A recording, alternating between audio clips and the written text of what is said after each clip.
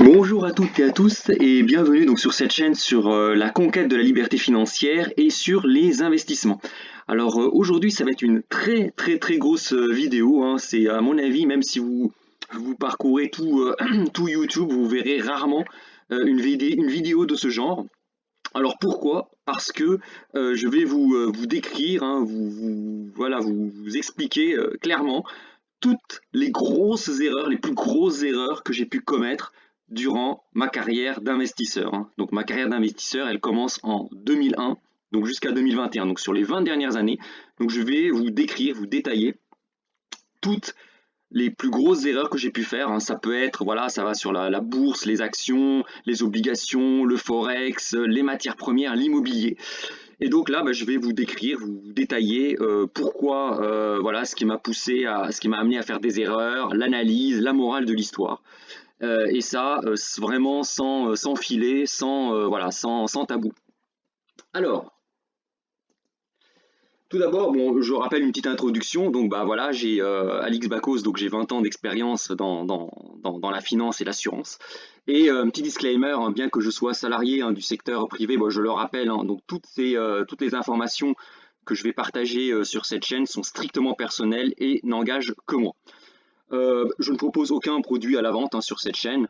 Donc voilà, bah, même si je suis sensible au like, n'hésitez pas à m'adresser tous les commentaires critiques afin de me permettre d'améliorer ce contenu. Donc l'objectif de cette chaîne, bah, c'est de vous présenter un peu mes vues de marché, analyser la situation économique, financière et aussi vous donner des conseils pour atteindre la liberté financière.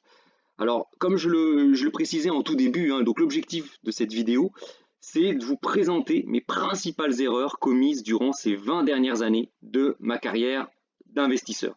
Donc n'hésitez pas, hein, voilà, asseyez-vous, prenez un café. Les slides sont très détaillés, hein, donc n'hésitez pas à repasser la vidéo, à la partager, à faire des copies d'écran, hein, parce qu'il y a beaucoup de texte aussi. Donc elle s'adresse quand même à un public très large. Ça peut être aussi bien les conseillers en gestion de patrimoine, mais ça peut être quasiment tous les investisseurs, hein, aguerris ou débutants qui souhaitent vraiment, bah, mettre le pied dans ce monde de l'investissement qui n'a rien à voir avec le salariat. Alors, on commence un petit peu en douceur. Alors, je vais parler un petit peu du monde de l'investisseur et du salariat. Alors, quelles sont les différences fondamentales entre le monde, l'univers salarié, donc de l'entreprise, et l'univers des investisseurs? Donc, il y en a plusieurs, hein, donc le but, c'est pas forcément de comparer ces deux, mais il y a une grosse différence fondamentale, c'est le rapport à l'erreur. Le rapport à l'erreur. Dans le monde du salariat, donc vous voyez, hein, le cadran de Robert Kiyosaki, hein, donc qui comprend quatre quartiers. Donc dans le cadran 1, donc des salariés, des employés, donc situés en haut à gauche, euh, vous le savez, hein, si vous travaillez dans l'entreprise, hein, l'objectif c'est de faire le moins d'erreurs possible.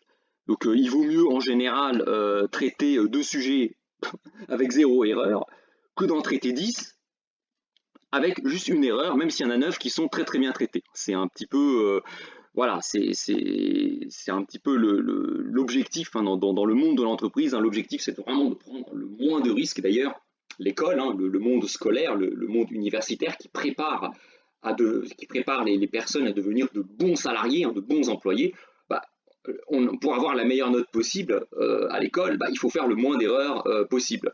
Et d'ailleurs, pour faire une petite image, hein, regardez les dictées. Bah, lorsque le prof corrige votre dictée, vous partez de 20 sur 20 de la note maximale, et à chaque erreur, bah, on enlève des points jusqu'à arriver à, bah, pour les moins bons d'entre vous, pour arriver à zéro.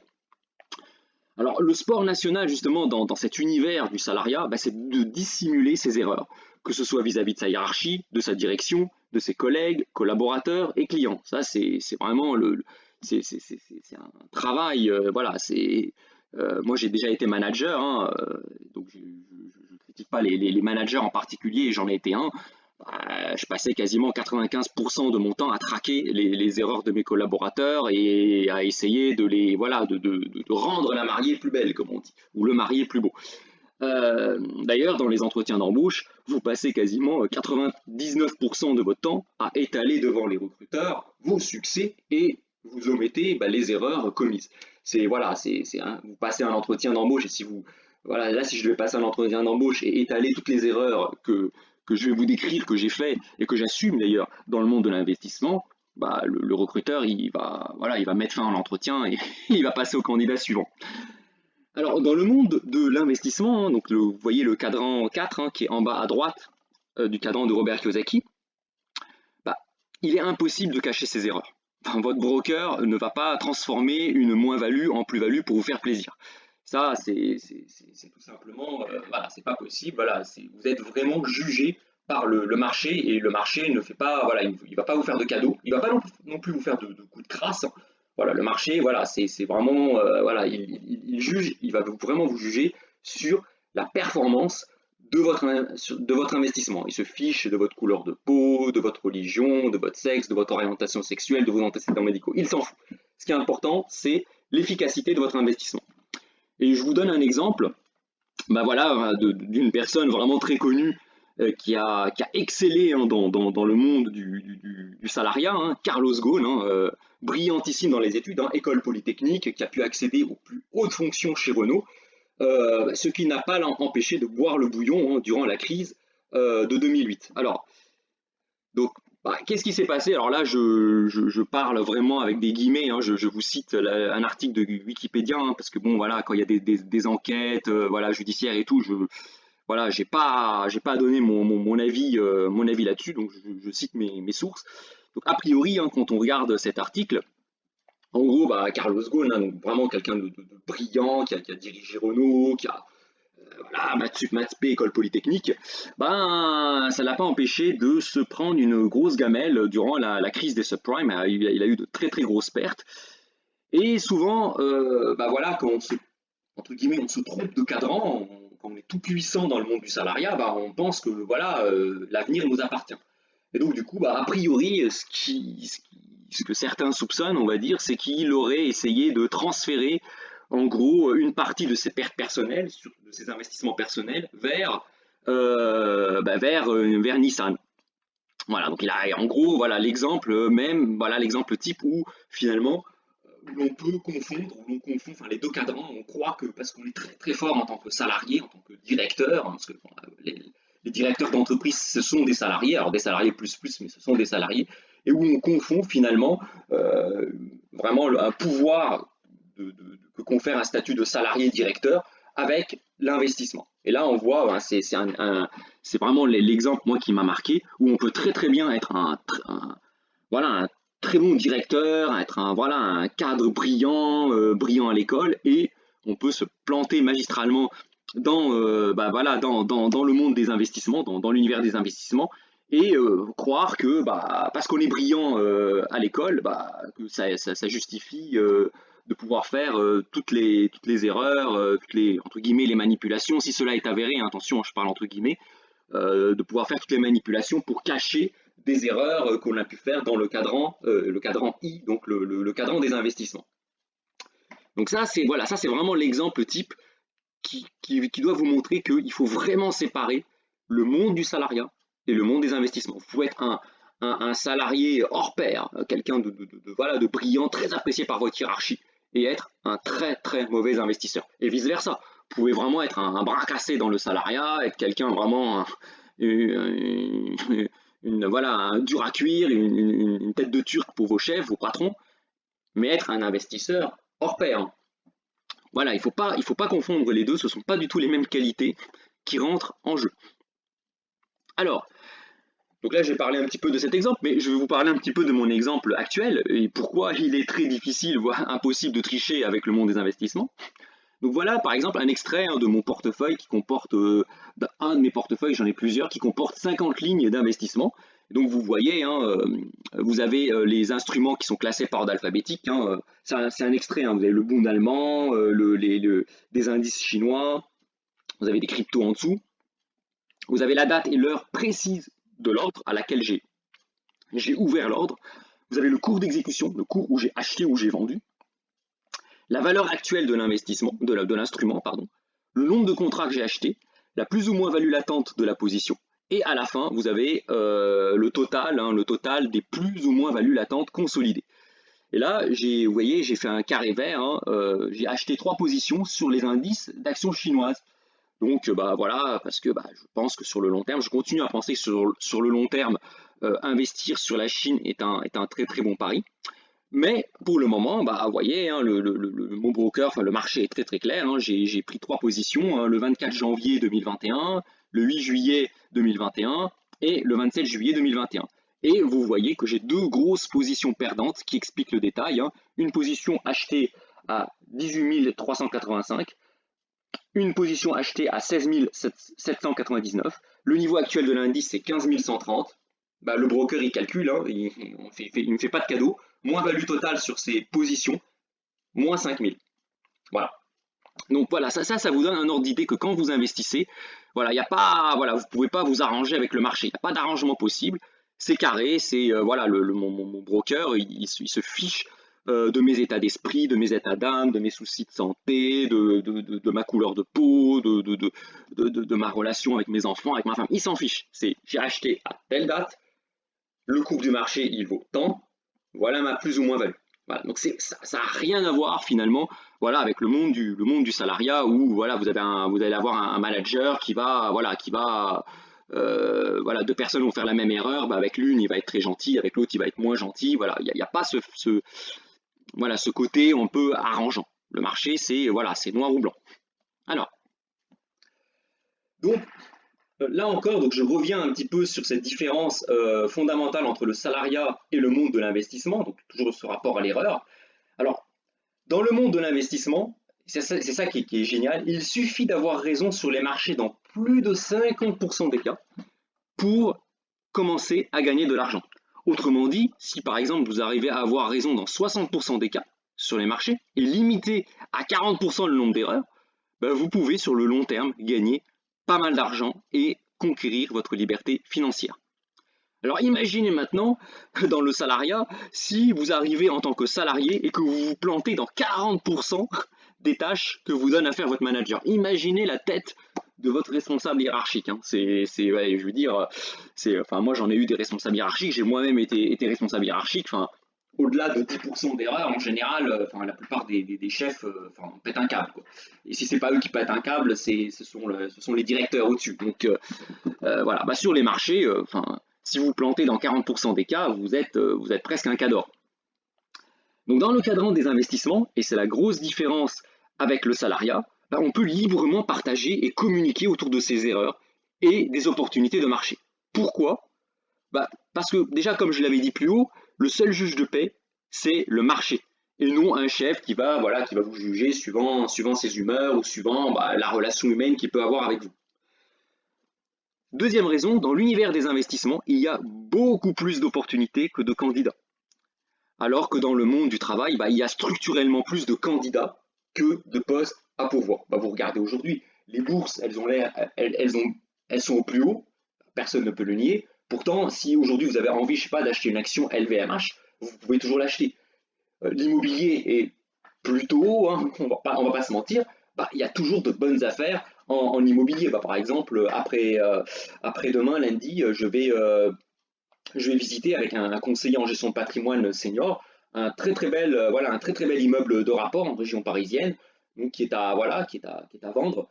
Et je vais le visiter parce que voilà, peut-être que j'investirai, peut-être pas, mais voilà, ça a l'air d'être une très très belle opportunité que je vais visiter. Donc il y a toujours dans le monde, dans le cadran des investissements, il y a toujours des opportunités. Et du coup, comme il y a plus d'opportunités que de candidats investisseurs, bah, disons, on a tout intérêt finalement à partager entre nous investisseurs, les différentes opportunités.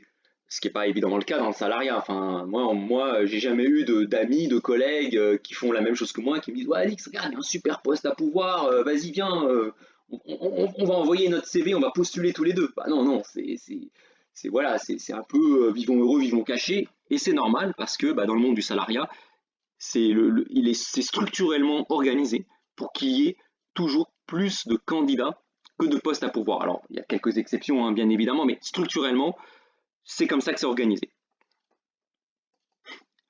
Alors là, maintenant, on va passer, voilà, donc ça va être le gros, hein, de la présentation, à toutes les erreurs, les principales erreurs que j'ai pu faire, hein, de 2001 jusqu'à aujourd'hui. Donc 20 ans de carrière hein, d'investisseur que je vous résume via ces slides et surtout en faisant un focus vraiment sur mes erreurs.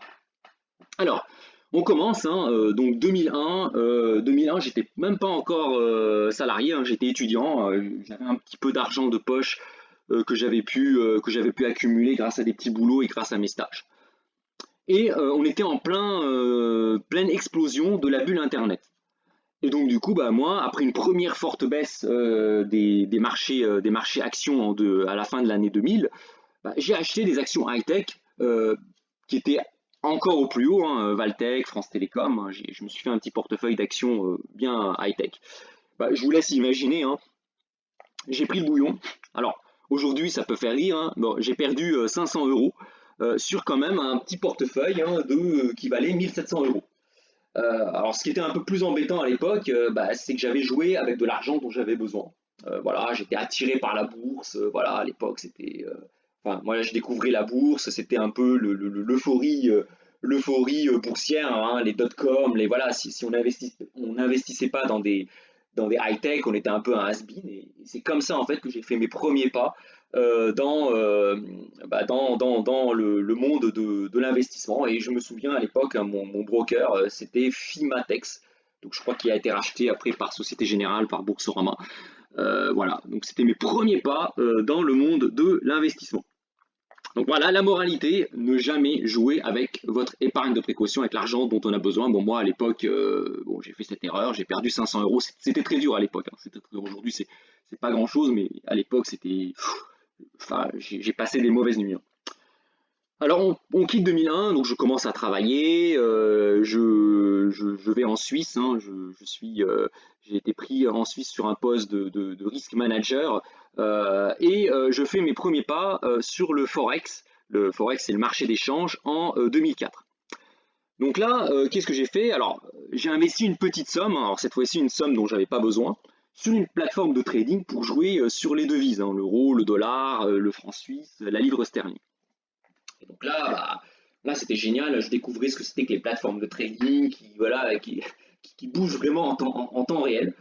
Et donc du coup, bah voilà, je me suis un peu pris pour un, voilà, j'ai un peu attrapé la grosse tête parce que j'ai commencé un peu à gagner de l'argent, puis j'ai attrapé la grosse tête, puis je commençais à cliquer à droite à gauche, enfin voilà, un peu comme un chien fou. Alors résultat des courses, j'ai perdu 2000 euros en quelques heures, soit la plus importante perte sur une période de temps aussi courte.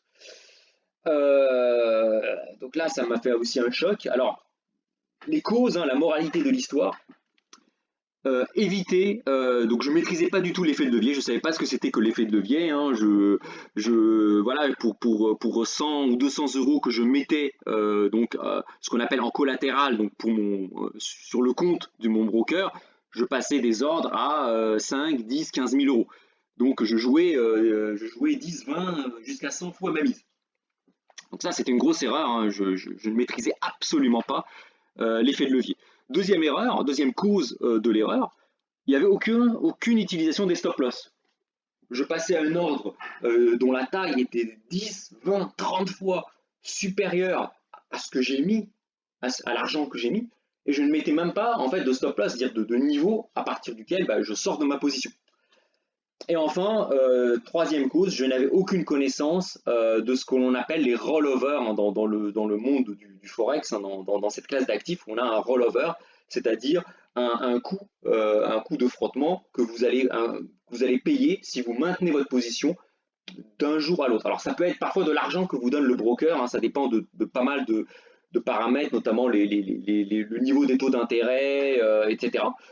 J'avais aucune connaissance, donc parfois j'investissais, j'ai acheté une devise avec un taux très faible et je l'achetais contre une devise avec un taux très très élevé. Donc du coup, je payais des dizaines, voire des centaines d'euros de rollover chaque jour. Ça, je ne savais pas trop ce que c'était, je perdais de l'argent un peu bêtement. Donc j'ai appris un petit peu ce que c'était, mais bon, c'est une erreur qui m'a quand même, quand même fait très très mal. Alors maintenant, on arrive en 2005-2006. Donc voilà, je continue à me former hein, dans le monde des investissements. Mais J'investissais pas tant que ça, hein. Vous voyez, on parle vraiment de petites sommes, hein, quelques milliers d'euros, voilà, c'est pas énorme. Alors, en 2006, donc je travaillais toujours en Suisse, j'avais accumulé plus de 150 000 euros de patrimoine, hein, bah, grâce à ma situation salariale. Voilà, j'avais vraiment, j'étais à plus de 10 000 euros par mois.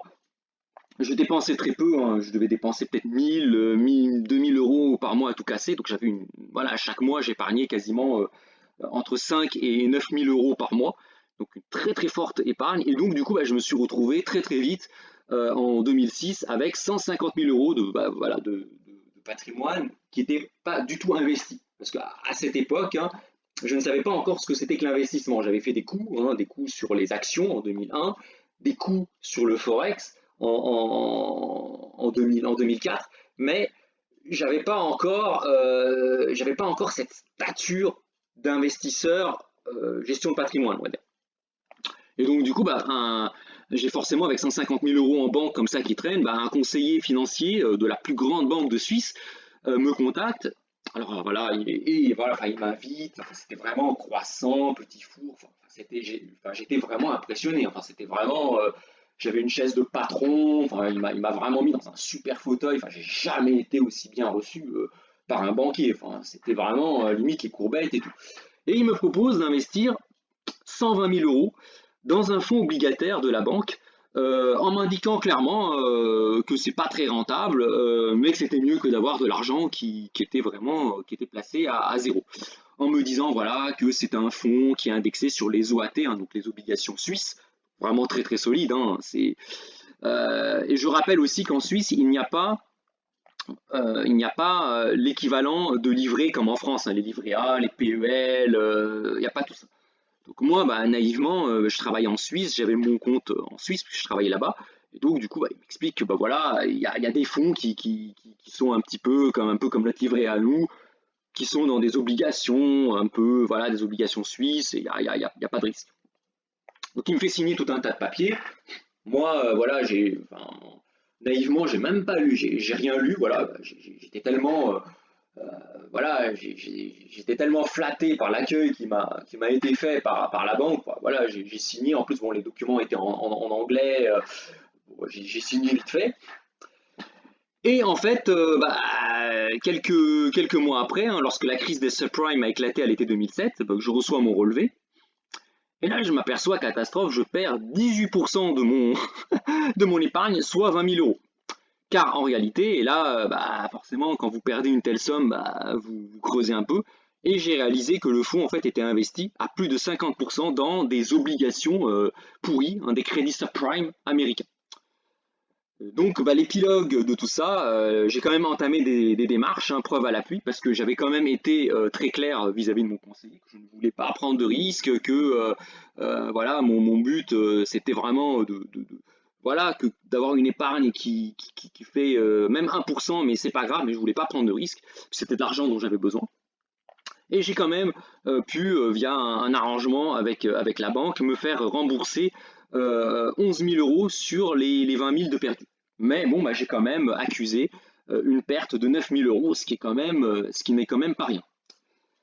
Alors la grosse morale de l'histoire, ne jamais faire confiance à un conseiller sans l'avoir challengé auparavant. Alors je ferai une vidéo pour vous indiquer les points à checker si vous voulez vous faire accompagner par un conseiller financier, un conseiller en gestion de patrimoine. Hein, voilà, je vous ferai une vidéo avec vraiment la checklist détaillée, ce qu'il faut vérifier avant de faire confiance à un conseiller en gestion de patrimoine. Et enfin, deuxième point, très important, posez des questions précises à votre conseiller. Hein, ne vous laissez pas distraire comme j'ai pu le faire par le cadre, le décor. Voilà, j'étais voilà la couleur de la moquette. Voilà, il ne faut pas que vous vous laissiez distraire. Et si jamais vous sentez que votre conseiller il n'est pas à l'aise avec vos questions, vous sentez qu'il ne maîtrise pas forcément ce qu'il a à vous proposer, vous refusez l'investissement. Voilà, s'il y a un doute, il n'y a pas de doute. Enfin, si votre conseiller, qui est quand même censé être la personne qui vous accompagne, vous sentez qu'elle n'est pas à l'aise, qu'elle a un peu de mal, qu'elle essaye de vous embrouiller avec des mots un peu compliqués et tout, bah voilà, vous refusez. Enfin, vaut mieux, surtout avec de l'argent dont on a besoin, finalement, vaut presque mieux passer à côté d'une potentielle bonne affaire que d'en faire une mauvaise. Donc voilà, voilà encore une grosse erreur que j'ai pu faire. Alors c'est pas fini, hein. Alors maintenant on passe à, donc je vous ai parlé des erreurs que j'ai pu faire sur le forex, les actions, le monétaire, l'obligataire. On va passer maintenant à l'investissement locatif, l'immobilier. Donc on arrive en 2007, contexte, donc en 2007 on me diagnostique la maladie de Crohn et là en fait voilà, je comprends, voilà, je commence à comprendre, alors même si à l'époque ma hiérarchie ne le voyait peut-être pas, mais moi j'ai commencé à comprendre que ça allait être compliqué pour moi de devenir directeur. Là je remets un petit contexte, hein. À l'époque en 2007 j'étais dans une grande banque, quand j'étais qualifié de high potential. Donc, je suivais des formations avec avec des cadres, des managers qui venaient du monde entier pour justement dans le but que moi-même je devienne directeur. Mais j'ai appris, voilà, avec cette maladie, je me suis pas mal renseigné un petit peu, que ça allait être compliqué, que j'allais avoir, voilà, je ne vous fais pas le film, hein, que à terme, bah, le côté directeur, bah, ça risque de ne pas être pour moi. Et donc du coup, bah là, je commence un peu à accélérer la cadence pour investir. J'ai commencé à comprendre que finalement, ma planche de salut pour moi, ça sera le cadran 4 de Robert Kiyosaki, le cadran des investissements. Et donc, bah forcément, quand vous commencez à prendre l'investissement, bah, enfin, vous ne pouvez pas devenir un investisseur complet et aguerri pour conquérir votre liberté financière sans avoir un petit peu d'immobilier dans votre portefeuille. C'est très très difficile. Et donc du coup, après avoir écumé le marché, je suis rentré en contact, hein, début 2007 avec un très très bon conseiller en gestion de patrimoine, indépendant, qui m'a présenté plusieurs opportunités, dont une très intéressante située à Bonneville. Alors Bonneville, c'est une petite ville entre Annecy et Genève.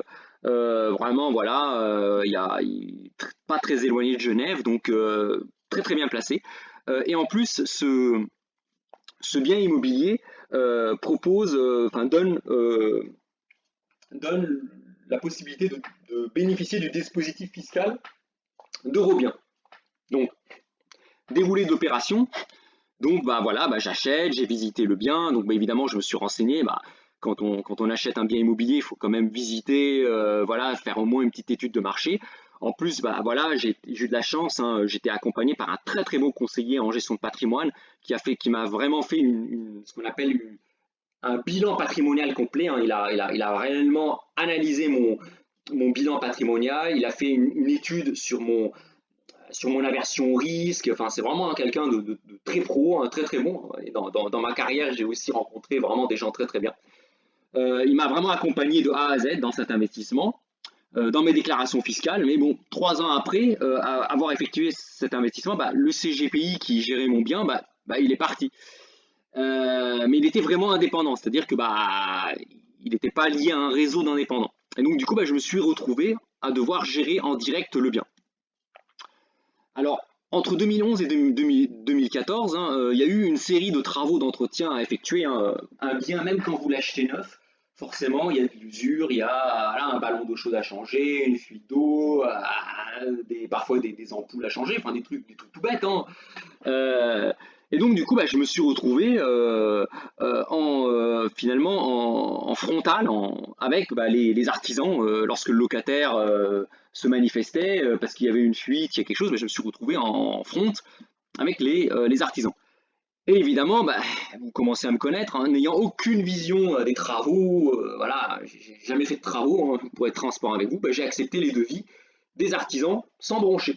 Voilà, j'ai les travaux, voilà, c'est des professionnels, hop, j'ai tout signé. Et puis, bah, j'ai eu un contrôle fiscal, hein, en 2015. Bah, le contrôle s'est très très bien passé, hein. L'administration fiscale a été vraiment très très très très voilà très très très factuelle, hein. Je gère très très bien mes comptes. Ben, les déclarations sont très très bien faites. Ben, je suis très très bien organisé. Je tiens vraiment une comptabilité de mon déficit foncier, hein, rigoureuse. Bah, par contre, bah, elle m'a clairement indiqué la nécessité de faire attention à l'administration fiscale au montant des travaux d'entretien qui ont été réalisés et qu'elle trouvait vraiment prohibitif. Alors, j'ai pas eu de redressement fiscal, hein, tout était en règle, les factures étaient bien stockées, envoyées à l'administration fiscale, les factures étaient en lien avec avec mes comptes, hein, parce que j'ai aussi envoyé à l'administration fiscale vraiment le relevé de mes comptes, hein, la situation de mes comptes, etc. Il y avait aucun loup, tout était carré. Mais même l'administration fiscale a vu que voilà, il y avait, enfin, les montants des travaux qui étaient réels étaient paraissaient excessivement élevés par rapport aux incidents, par rapport à voilà à ce qu'il fallait faire, à ce qu'il fallait réparer. Et donc du coup, c'est ni dans mon intérêt, parce que moi forcément je surpaye les travaux, et c'est pas non plus dans l'intérêt de l'administration fiscale, parce que plus je paye cher mes travaux, plus je déduis ces travaux de mes revenus fonciers, et puis ça fait un manque à gagner pour le fisc. Et donc du coup, l'administration fiscale m'a clairement envoyé un petit courrier, vraiment de conseil, hein, entre guillemets amical, en me disant de vraiment faire attention, enfin de mieux challenger mes artisans. Et donc du coup, j'ai un petit peu, voilà, je me suis un peu renseigné, voilà, je connais des gens qui s'y connaissent un peu en travaux, donc je leur ai montré un petit peu les devis, etc. Et je me suis aperçu après coup que j'ai perdu des milliers d'euros bêtement parce que j'y connais rien, voilà, j'y connais rien en travaux, voilà. Donc bon, malgré tout, cet investissement immobilier a été quand même très avantageux pour moi. J'ai beaucoup plus gagné d'argent que j'en ai perdu, hein. Entre les loyers, hein, j'ai quasiment pas eu de vacances locatives en 14 ans. J'ai jamais eu de loyer impayé. Enfin voilà, j'ai acheté le bien à un prix. Voilà, le conseiller en gestion de patrimoine m'a orienté vers un bien qui n'était pas excessif. Donc c'était quand même un très bon investissement. Mais je vous laisse imaginer ce qui se serait passé si j'avais dû acheter, hein, comme beaucoup de formateurs en immobilier le conseillent, acheter un bien à rénover et que j'avais dû moi-même piloter les travaux avec les artisans. Ça aurait été catastrophique pour moi. Heureusement que c'était un bien neuf ou c'était des petits travaux. Mais si ça avait été un bien avec des travaux à faire, je n'ose même pas imaginer ce qui se serait passé pour moi. Donc la morale de l'histoire, il faut vraiment faire attention à ne pas surestimer ses capacités. Si on n'est pas à l'aise avec les travaux, il ne faut surtout pas chercher à acheter des biens à rénover pour espérer faire des cash flows positifs directement. Donc ça, voilà, voilà, c'est pas là encore, hein, je vais radoter, hein, je vais me répéter. C'est pas parce que vous êtes un très bon salarié, un très bon employé de bureau qui donnait satisfaction à votre hiérarchie que vous serez un très bon investisseur. Et vous pouvez aussi être un très bon investisseur, par exemple en bourse, et être nul, complètement nul, pour ce qui est travaux. Et dans l'immobilier, on ne peut pas envisager un investissement dans l'immobilier. Alors, je ne parle pas de l'immobilier neuf comme je l'ai fait, mais dans de l'immobilier ancien à rénover pour avoir des cash flows positifs. On ne peut pas envisager un tel investissement sans avoir de très bonnes bases sur les travaux. Ça, c'est très important. Alors ça, malheureusement, voilà, on n'en parle pas assez souvent sur Internet. Souvent, les personnes qui vous parlent d'immobilier, souvent occultent cette partie. Mais c'est un boulot. Suivre un chantier, étudier, analyser des devis, anticiper les problèmes qu'il peut y avoir sur un chantier, anticiper les malfaçons, évaluer le niveau de vos artisans, c'est un boulot. C'est un boulot. D'ailleurs, il y a un métier qui forme à ça, c'est le métier d'architecte. Un vrai travail. On s'improvise pas chef de chantier comme ça. On s'improvise pas directeur des travaux comme ça. C'est un vrai boulot, ça nécessite énormément de travail. Donc, je vous laisse imaginer ce qui se serait passé si, au lieu d'avoir investi dans un bien neuf, j'avais investi dans un bien à rénover pour espérer avoir des cash flows positifs. Donc voilà pour cette erreur. Voilà, je me suis attardé un petit peu là-dessus parce que si vous pouvez vraiment comprendre ce qui m'est arrivé, ça peut vous éviter bien des déboires. Alors, on passe maintenant mes erreurs entre 2008 et 2009. Alors là, cette fois-ci, on revient, donc c'est une erreur que j'ai faite sur le marché des changes, hein, à nouveau, qui résulte d'une mauvaise analyse des politiques monétaires des banques centrales. Alors, je vous fais un petit élément de contexte. Anticipant un rebond plus rapide de la croissance aux États-Unis et au Royaume-Uni par rapport à la zone euro et au Japon, qu'est-ce que j'ai fait? Je me suis dit, je vais acheter des dollars et des livres sterling contre des euros et des yens. Ce qui finalement n'est pas idiot, hein, d'un point de vue économique et d'un point de vue macroéconomique. Voilà, tout laissait à croire que bah, à la fin de la crise des subprimes, la crise, voilà, la crise financière de 2008, que les États-Unis et le Royaume-Uni allaient être les premiers à sortir de cette crise bien avant la zone euro et le Japon. Et donc du coup, bah, j'ai fait ça, j'ai fait cet investissement, j'ai arbitré le dollar et la livre sterling contre l'euro et le yen. Donc bien que j'ai vu juste sur le plan de l'analyse macroéconomique, bah, j'ai sous-estimé la volonté des banques centrales européennes et japonaises à l'époque de vouloir avoir un euro et un yen fort. Donc il en a résulté une forte appréciation de l'euro et du yen contre le dollar et la livre. Donc j'avais sous-estimé, donc à l'époque le patron de la Banque centrale européenne c'était Jean-Claude Trichet, et Jean-Claude Trichet avait enfin, sa politique n'avait rien à voir avec celle de Mario Draghi et de Christine Lagarde. Jean-Claude Trichet, il surveillait l'inflation comme le lait sur le feu, et si l'inflation avait le mauvais goût de dépasser 2%, tout de suite, on fait du tapering, on monte les taux, enfin voilà, il rigolait pas du tout avec les objectifs d'inflation, ce qui n'est pas du tout le cas de nos banquiers centraux actuels. Bah, résultat des courses, alors là, j'ai perdu jusqu'à 5000 euros à l'été 2008, lorsque l'euro a touché son niveau, je rappelle, l'euro à l'été 2008 a touché 1,60$ pour 1 euro, et il avait même touché la parité, 1 euro pour une livre sterling, donc la parité contre la livre sterling. Donc heureusement, j'ai quand même été patient, j'ai pas paniqué, j'ai pas tout bazardé, et ma patience m'a permis de sauver les meubles, mais quand même, au moment de couper mes positions, je suis quand même ressorti avec plus de 2000 euros de pertes, principalement sur la parité livre sterling, donc GBP JPY, donc sur la parité livre sterling yen japonais. Parce que je pensais qu'elle rebondirait en fait en même temps que les actions. J'avais observé qu'il y avait une corrélation entre la livre sterling contre le yen avec les marchés actions. Donc ceux qui m'ont connu à cette époque souvent s'en souviennent et rigolent d'ailleurs quand ils me revoient en me présentant des graphiques de corrélation entre ces deux-là. Donc la moralité, dans ma stratégie, donc j'étais obsédé par cette corrélation livre-yen versus action, et j'avais pensé anticiper le rebond des actions en investissant dans la livre sterling et le dollar. Et malheureusement, en fait, les corrélations que l'on observe par le passé, c'est pas forcément les corrélations que vous observez dans le futur. Ça a été un petit peu mon erreur de croire que finalement les corrélations c'est quelque chose de stable dans le temps qui n'évolue pas. Bah si, même les corrélations, alors les performances, oui, tout le monde sait que les performances futures ne sont pas à rapprocher des performances passées, mais c'est également vrai pour les corrélations. Et en fait, ce qui s'est passé, c'est qu'on a une rupture en 2009 de la corrélation livre sterling yen versus action. Et donc j'ai perdu un petit peu de l'argent là-dessus. Alors maintenant on va passer, de nouveau on va revenir sur l'immobilier, cette fois-ci entre 2010 et 2014. Alors là je vous fais des éléments de contexte. Alors en 2010, ma femme et moi, donc on était ensemble depuis plus de 2 ans, et on a décidé d'acheter notre maison.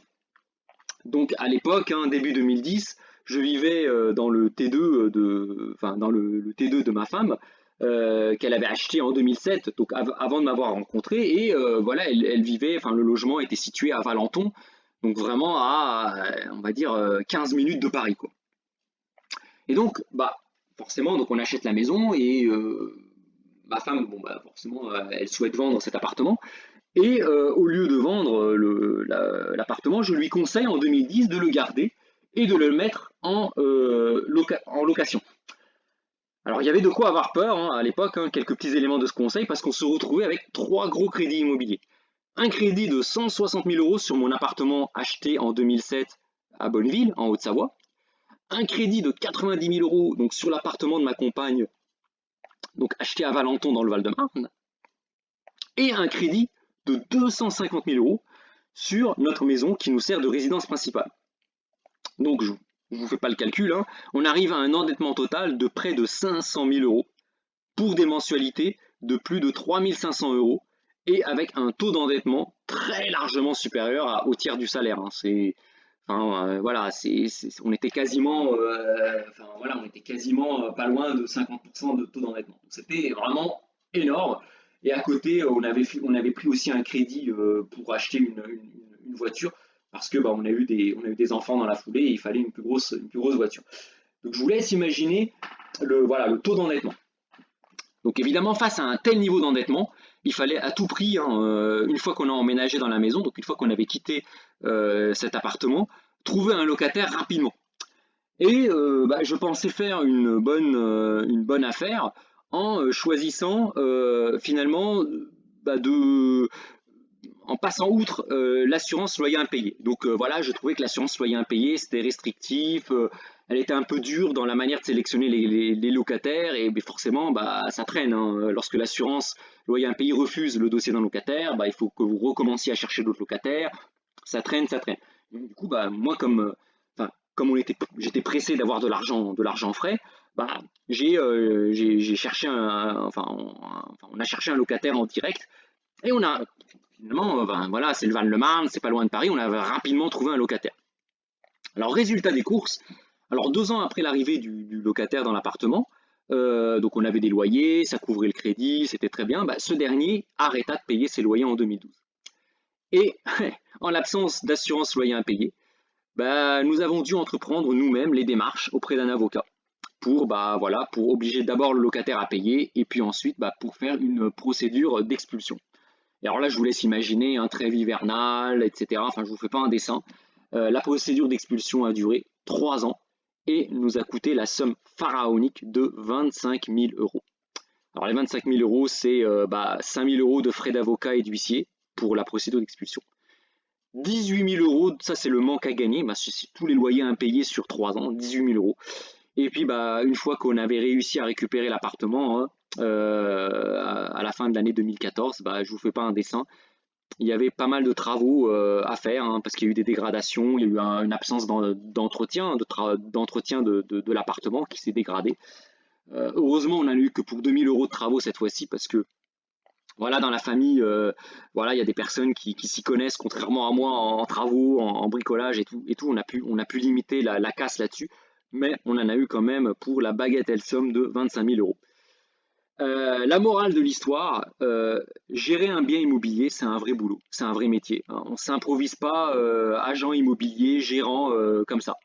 Mettre un bien en location sans passer par une agence et surtout sans assurance loyer impayé dans le but d'aller vite et d'économiser des frais est extrêmement dangereux si on n'est pas soi-même un professionnel. Ça, c'est vraiment ce que j'ai appris là-dessus.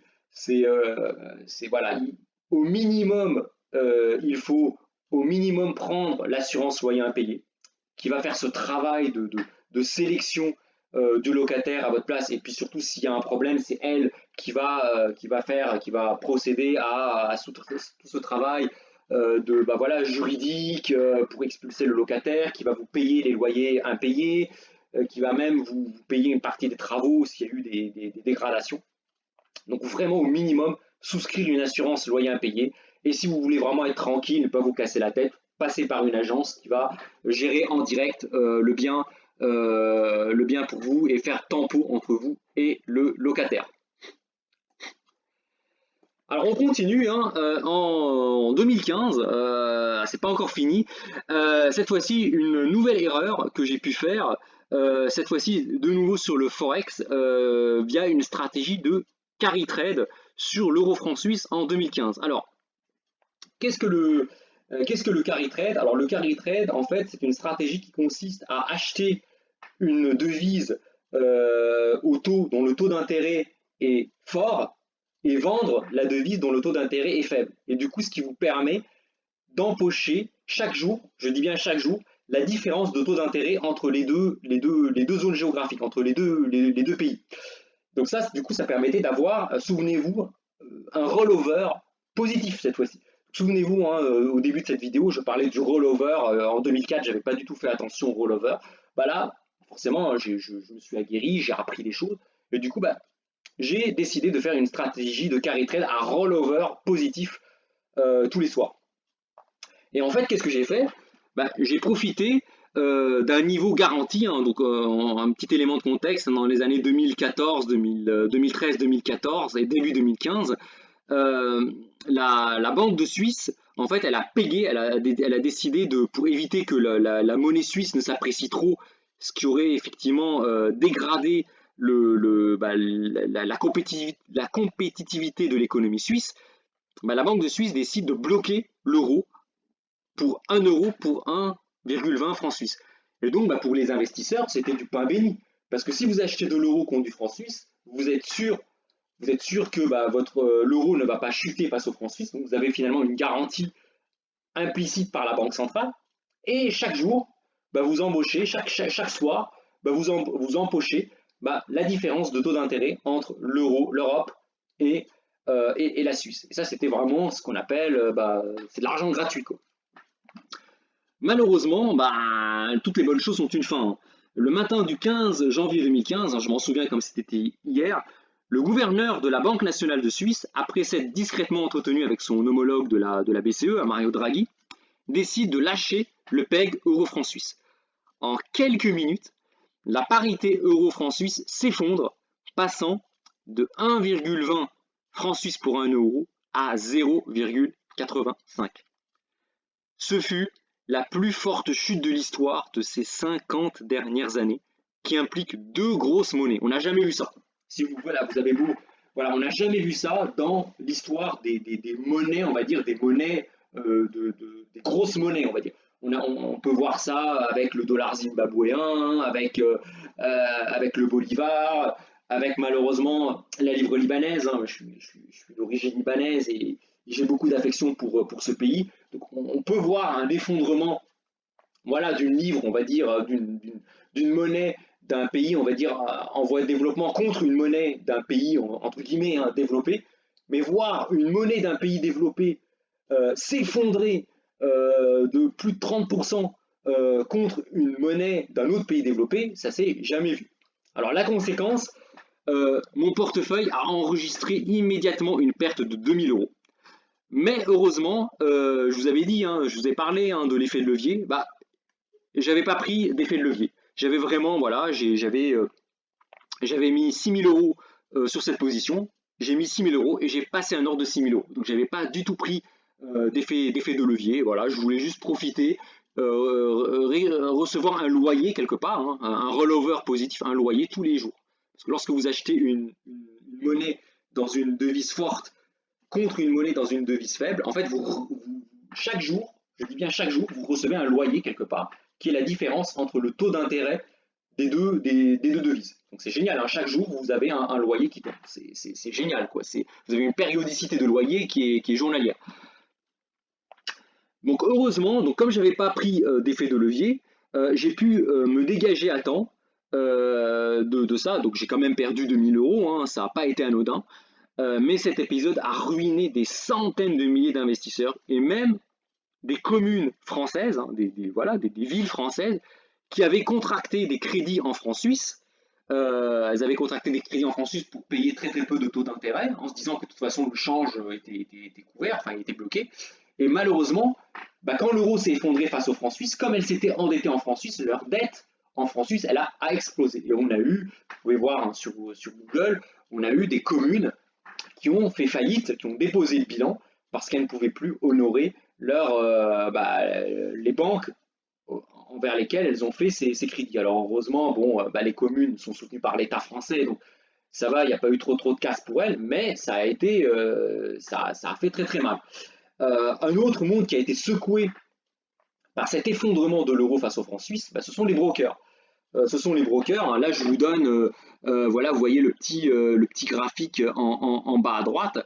C'est le cours d'une action d'un broker. Alors, je ne vais pas vous donner le nom, ça ne va pas vous apporter grand-chose, hein, qui est passé à peu près de 100 à 30. Donc, on a eu énormément de brokers, même de gros brokers hein, qui avaient pignon sur eux, qui ont perdu 70%. Leur cours en bourse s'est effondré de 70% en une journée.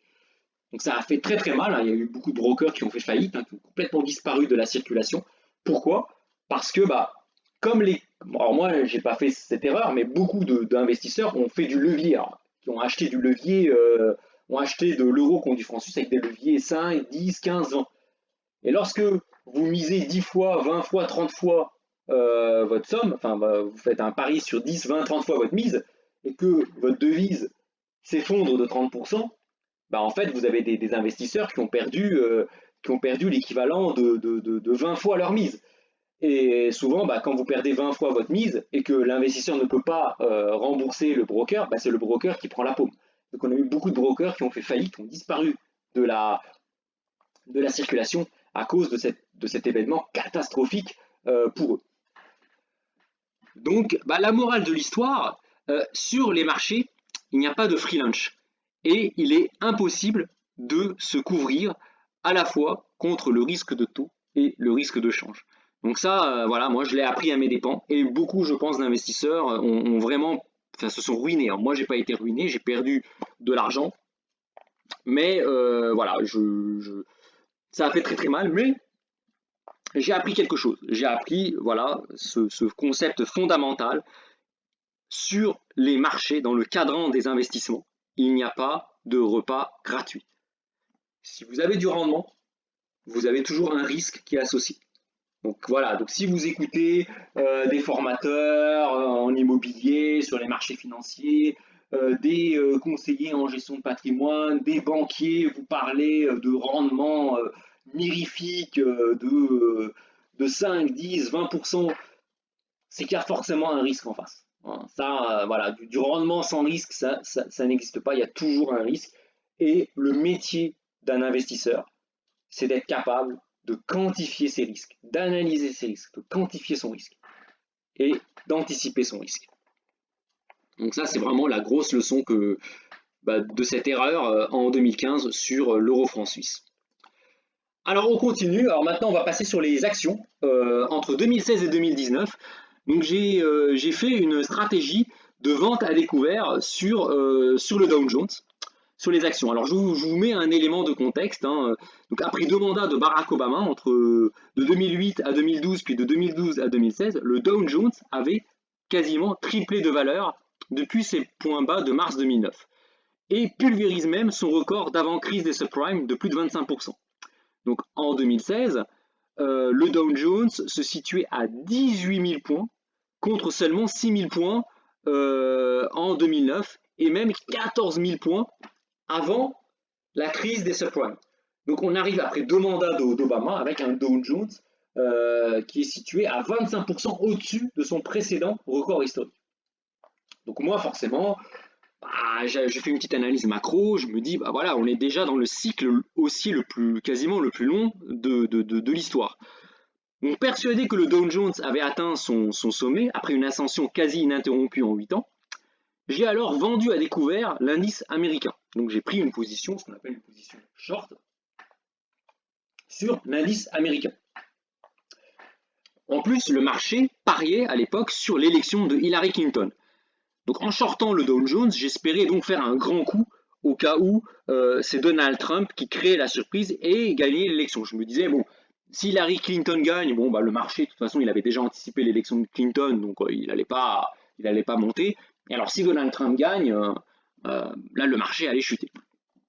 Résultat, bah, j'ai eu raison, Donald Trump a été élu, donc ça a suscité un tollé, ça a d'abord fait plonger les marchés, mais très très vite, en quelques jours, le président à peine élu, bah, il annonça à la surprise générale des mesures chocs en faveur des entreprises jamais réalisées dans l'histoire.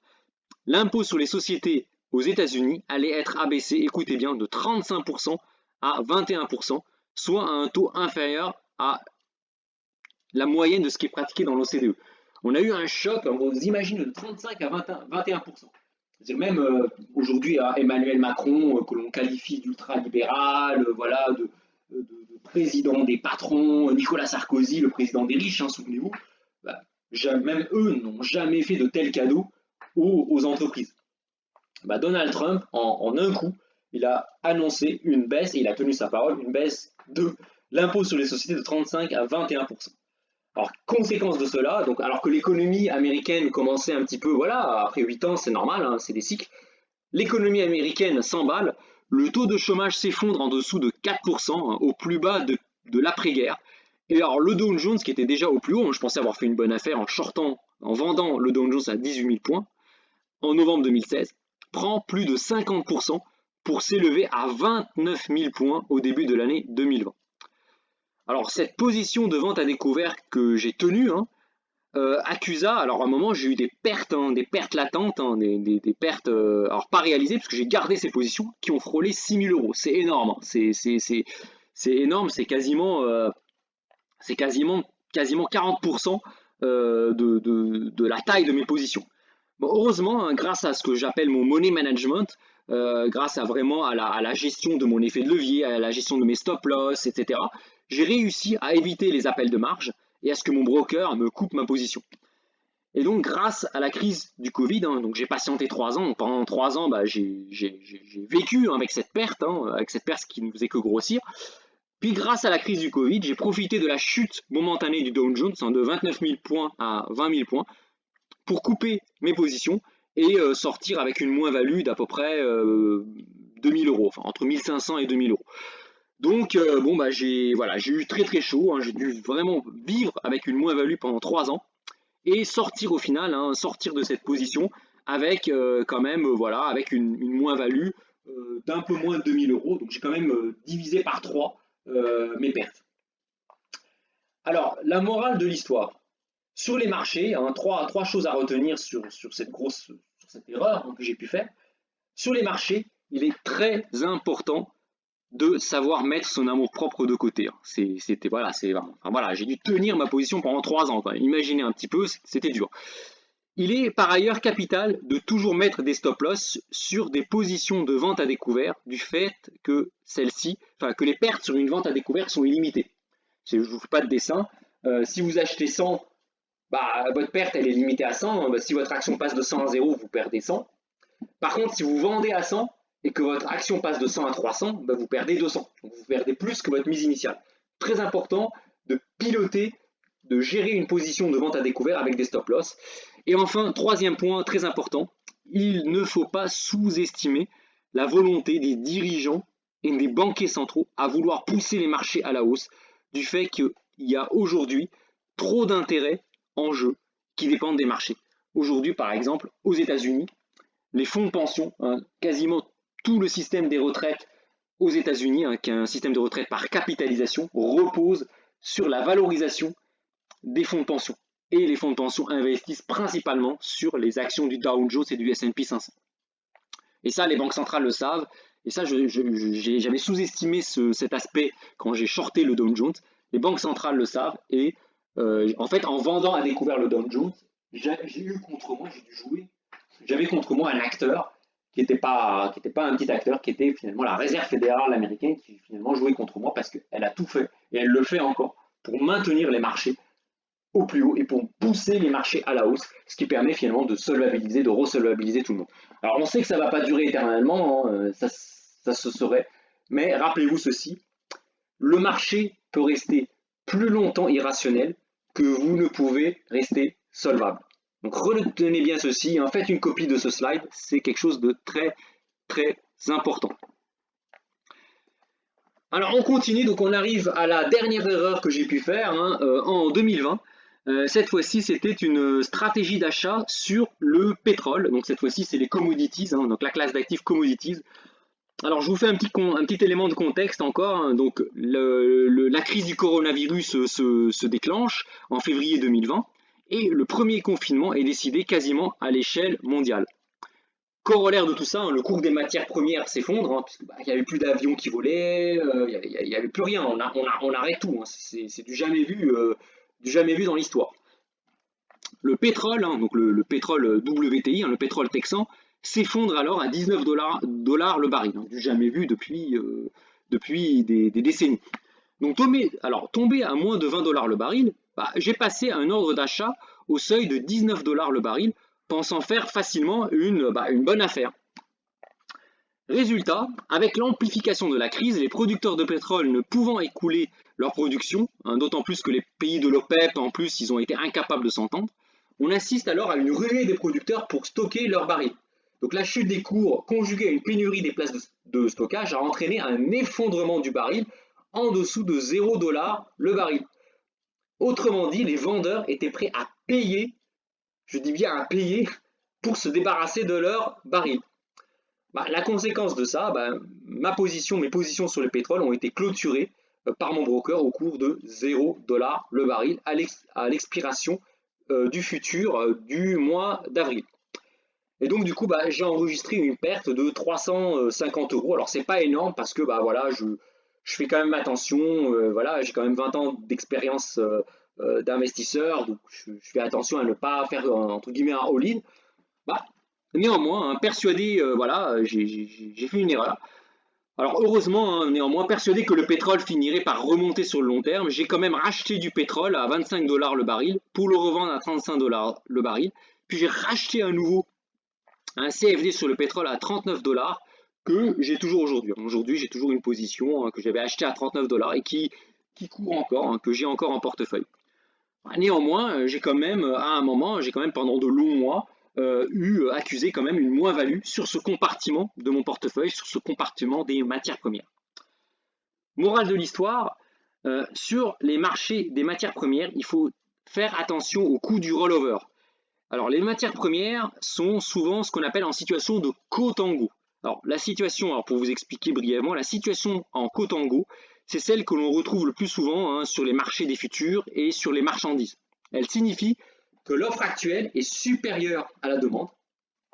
Et la cause, en fait, principale de ce phénomène de contango, c'est la prise en compte des coûts de portage et des coûts de stockage. Parce qu'une matière première, vous devez la stocker. Vous avez des frais de stockage, mais vous, quand vous achetez sur le marché des futurs, des CFD, en fait, pour prendre en compte cet effet de stockage, ce coût de stockage, en fait, votre broker va vous prélever chaque jour qui passe où vous avez cette matière première en portefeuille, il va vous prélever des coûts de stockage qu'on appelle en jargon financier l'effet contango. Voilà. Alors quel bilan de tout ça? Alors vous allez vous dire, oh là là, avec toutes ces erreurs que j'ai fait, je serais sans doute, je sais pas, je dois être sans doute actuellement fiché Banque de France. Hein. J'ai sans doute dû déposer un dossier de surendettement à la Banque de France. Eh bien, grosse surprise, vous allez voir en dessous. Eh bien, pas du tout. Aujourd'hui, malgré cette litanie d'erreurs, hein, ces erreurs, hein, je vous laisse imaginer si j'avais fait autant d'erreurs avec mon chef. Hein. Alors, je vous laisse imaginer la tête de mon chef si j'avais dû faire étalage d'autant d'erreurs dans ma carrière de salarié. Hein. Ça serait, je pense que là, je serais au RS. Hein. J'aurais été licencié 10 fois. Ça aurait été licencié, chômage, chômage de longue durée, RSA et voilà quoi. Eh bien, regardez un petit peu. On fait le résultat des courses, hein, le bilan. Voilà, aujourd'hui, 20 ans après avoir démarré ma carrière d'investisseur, j'ai un patrimoine, un patrimoine brut qui est pas très éloigné du million d'euros et un patrimoine net de dettes. Donc si on enlève les dettes immobilières hein, que je rembourse hein, chaque mois, je rembourse du capital, le patrimoine net est en train de se rapprocher de mon patrimoine brut. Donc je suis en phase de désendettement. Après avoir utilisé l'effet de levier pour faire des crédits immobiliers, là je suis en train de rembourser les différents crédits et une partie évidemment de ces crédits, une grosse partie de ces crédits est aussi remboursée par la mise en location des appartements. Et là quand on regarde le bilan, donc sur le graphique en bas, enfin sur le graphique à droite, si j'avais pas investi, donc si j'avais pas fait toutes ces erreurs, aujourd'hui l'argent que j'aurais épargné juste entre le salaire moins dépenses, hein, sans investir, aujourd'hui je serais à peu près à 200, on va dire 250 000 euros d'épargne. Et pire que ça, mon épargne salariale, elle serait en train de baisser. Pourquoi? Parce qu'aujourd'hui, au moment où je vous parle, hein, je vous ai dit, hein, j'ai eu des soucis de santé, hein, j'ai eu de fortes baisses de salaire. Hein. Aujourd'hui, je gagne beaucoup moins qu'il y a 10 ans. J'ai j'ai un poste avec aucune responsabilité managériale et donc ça se voit sur le salaire. Et en fait, aujourd'hui, mes dépenses de vie hein, sont inférieures à mon salaire. Donc vous le voyez là sur mon bilan patrimonial. En fait, chaque mois qui passe, en fait, je perds de l'argent. En fait, je dépense plus que ce que je gagne. Et pourtant, vous regardez que mon patrimoine global, il continue à augmenter. Pourquoi? Parce que ces baisses de salaire hein, que j'ai eues à cause de mes soucis de santé, en fait, sont de plus en plus largement compensés en fait par les intérêts de mon patrimoine, les dividendes des actions, les plus-values que je réalise, les loyers que je touche, etc., etc. je vous ai parlé de toutes les erreurs que j'ai pu faire en 20 ans. J'ai heureusement aussi fait de bonnes choses, hein. Le but, c'est pas de me vanter, hein, là-dessus. Au contraire, le but, c'est de faire preuve d'humilité devant vous, de présenter les erreurs. Mais bon, j'ai quand même fait aussi de bons investissements et j'ai fait aussi de bonnes réalisations. Donc voilà, donc malgré toutes ces erreurs que j'ai pu faire, bah, si j'avais pas fait ces erreurs-là et si j'avais pas investi, bah, aujourd'hui j'aurais 250 000 euros d'épargnés en 20 ans et ces 250 000 euros iraient en baissant. Donc en fait, la courbe blanche que vous voyez, en fait, c'est ce que vivent la France des banlieues et la France rurale ou périurbaine, à la France des gilets jaunes. Et c'est pour cela en fait qu'on voit, hein, les gilets jaunes, les manifestations, et je vois bien, je sens bien ce que peuvent ressentir ces millions de personnes, hein, ces millions ces millions de Françaises et de Français, bah voilà, qui voient le coût de la vie augmenter, qui voient leur salaire stagner, augmenter quasiment pas, et donc qui voient bah, progressivement leur pouvoir d'achat s'éroder. Bah, moi, si je n'avais pas fait cet effort d'investir, si je n'avais pas pris ces risques d'investir avec les erreurs associées, bah, je serais aujourd'hui, si je me prends que mon salaire et les dépenses, bah, je serais aujourd'hui un gilet jaune. Voilà, on voit hein, clairement voilà, mon épargne salariale qui s'érode progressivement.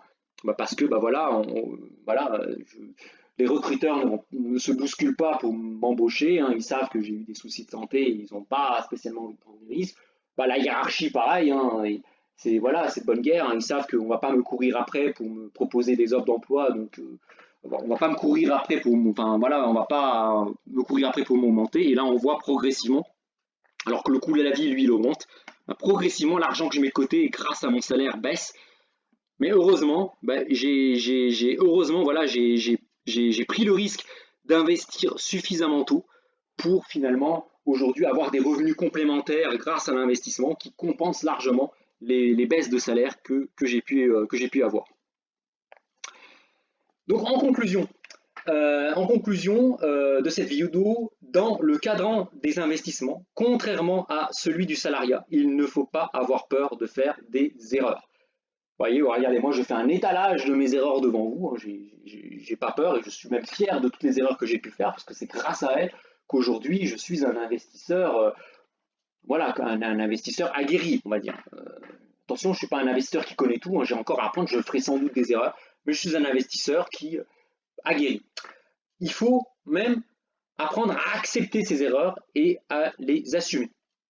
Je vais sans doute faire de nouvelles erreurs. Il y a une classe d'actifs sur lesquelles pour le moment je n'ai pas encore fait des erreurs, c'est les crypto-monnaies.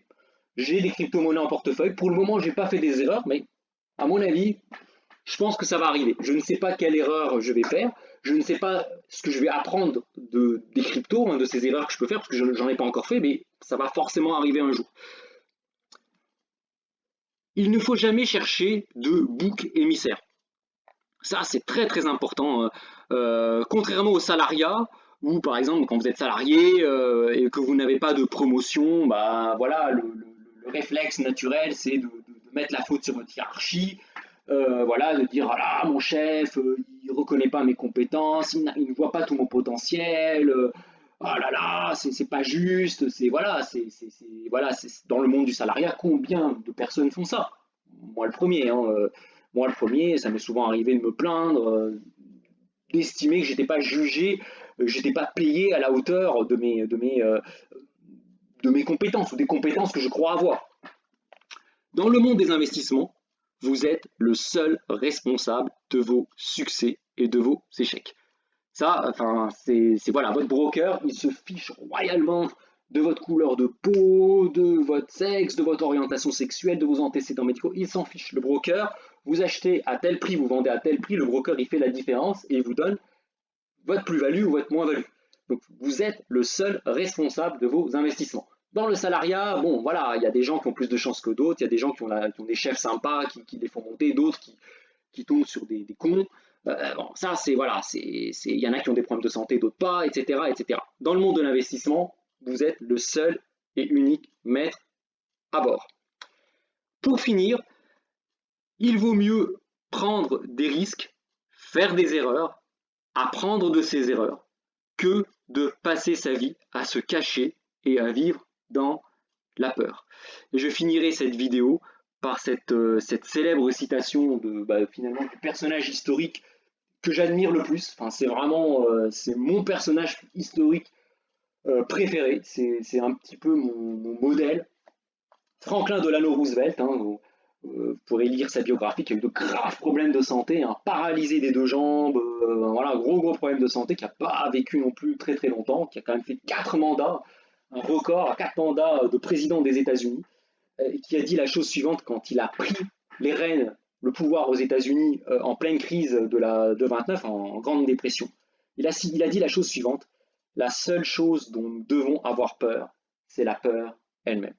Voilà, donc je termine cette vidéo donc par cette citation, voilà, en espérant que cette vidéo vous aura été utile, hein. Donc n'hésitez pas cette fois-ci à la partager à tout le monde, elle peut vraiment intéresser quasiment tout le monde, à la partager, à la commenter. Vos commentaires seront les bienvenus. Voilà, s'il y a des sujets que vous voulez que je creuse en particulier, ça sera super. Donc n'hésitez pas à la partager, à la commenter, je vous souhaite une très bonne journée, un bon week-end, et j'espère vous retrouver très vite pour d'autres vidéos. À bientôt, salut tout le monde!